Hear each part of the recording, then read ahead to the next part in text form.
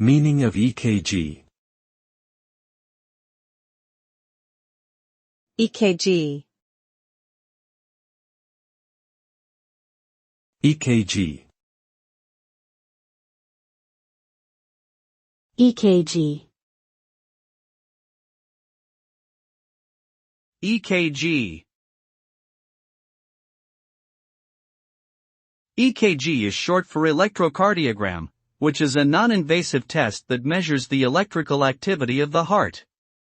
The test is done by attaching electrodes to the skin and recording the heart's electrical signals as it beats. This information is used to evaluate the heart's rhythm and detect any abnormalities such as arrhythmias, blockages, or damage to the heart muscle. The EKG result is usually presented in the form of a graph that shows the heart's electrical activity over time. It is a widely used and important diagnostic tool for cardiovascular disease.